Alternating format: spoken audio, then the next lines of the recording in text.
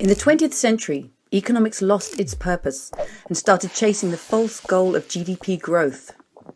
In recent decades, that has pushed many societies into deepening inequality, and it's pushing us all towards ecological collapse.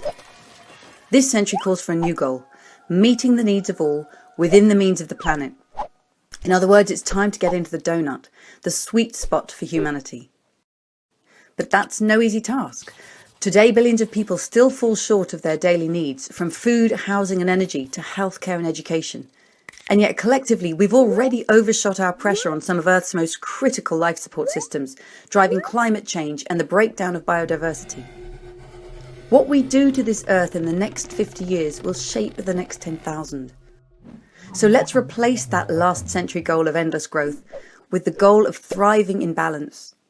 And if we're to have half a chance of getting there, what economic mindset would be fit for the task?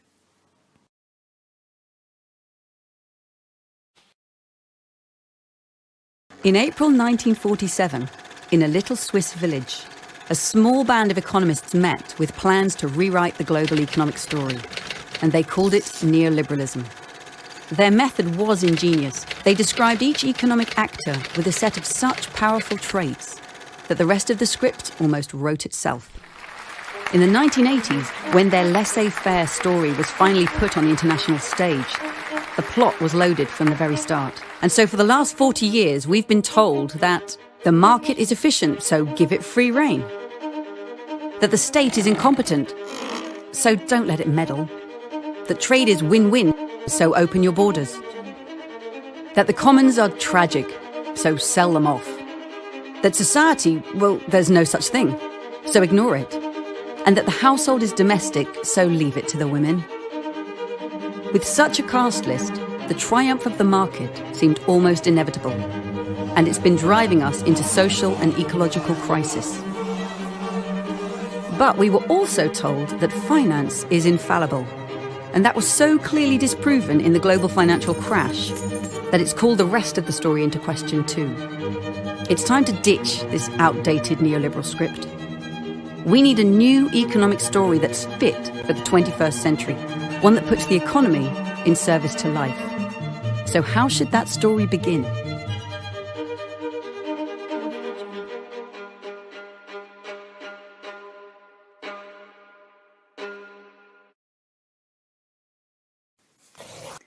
Who does economics tell us we are? To make humanity fit into their theories, last century's economists invented rational economic man. He stands alone, with money in his hand, a calculator in his head, ego in his heart, and nature at his feet. He hates work, loves luxury, has insatiable wants, and knows the price of everything. But the trouble is this: on being told that he is like us, we actually become more like him. Researchers have discovered that the more that economics students study this Homo economicus, the more self-interested they become. Rational economic man is damaging our societies and the living world. We can no longer afford to gaze at his image, which is why it's time for a new portrait of humanity at the heart of economics. One which recognises that our brains are wired for empathy, cooperation and mutual aid. That instead of being fixed, our wants change as and when our values do. And far from being dominant over nature, we're deeply dependent upon her. With these new beginnings of a self-portrait, how can economics start to nurture human nature and give us a far greater chance of thriving in the 21st century?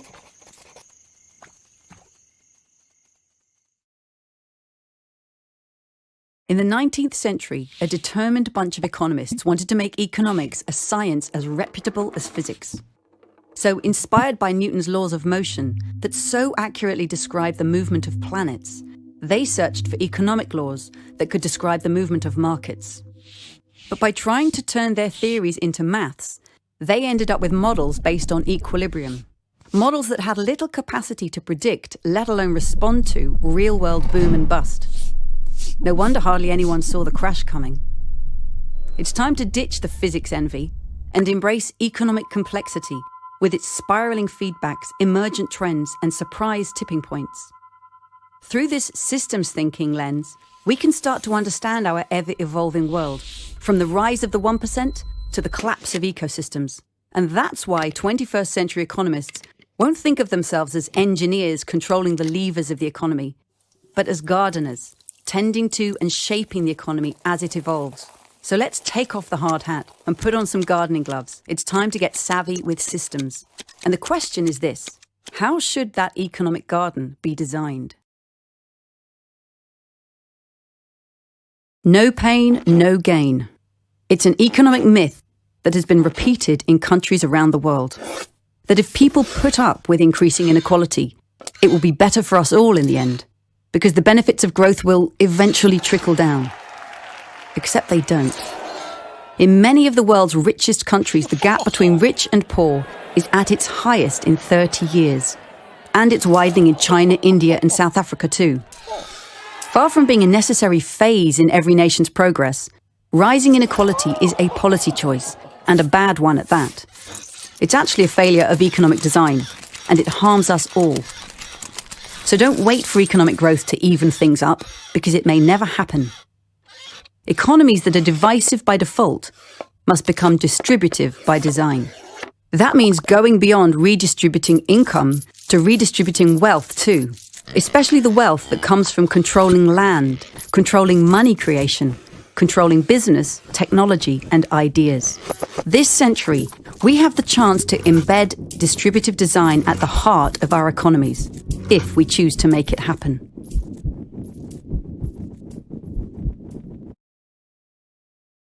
For 200 years, industrial activity has been based on degenerative design.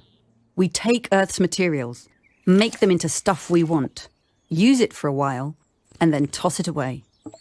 Take, make, use, lose. It's a one-way system that runs counter to the living world, and it's devouring the sources of its own sustenance. Economic theory has told us not to worry, that more growth is needed so that nations can afford to clean things up. But at the global scale, that's simply not true. And the effects are destroying Earth's life support systems on which we all fundamentally depend. We can't wait for growth to clean things up because it won't.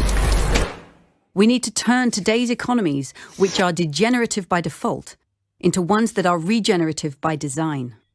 Ones that run on renewable energy, that turn waste from one process into food for the next, so that things are never used up, but are used again and again. And in all this, the 21st century economist's role is a crucial one: to harness the potential of business and finance, of the commons and the state, and of human nature, to unleash this regenerative future.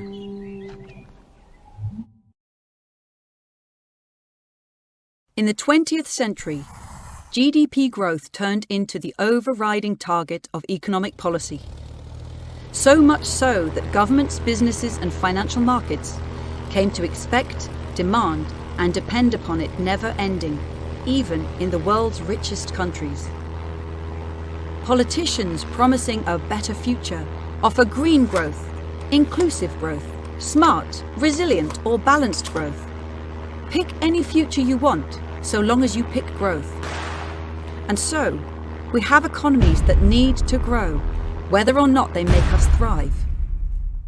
While what we need are economies that make us thrive whether or not they grow. Economies that are designed to be far more distributive of value created and regenerative, working with, not against, the cycles of the living world. Economies in which GDP, simply the cost of all things sold in the market, may vary, sometimes up, sometimes down, in response to making that transformation. So, what would it take to make this possible?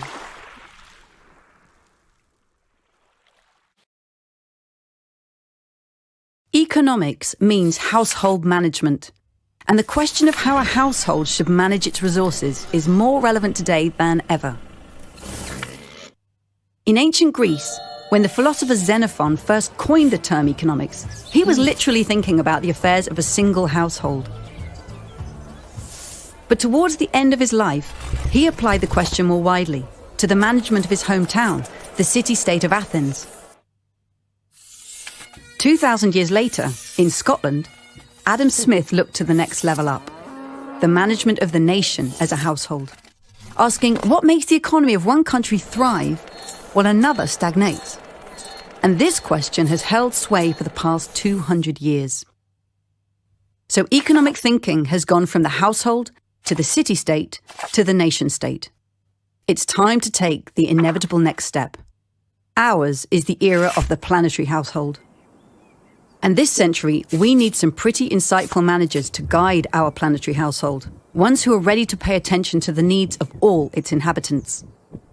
Let's get to work.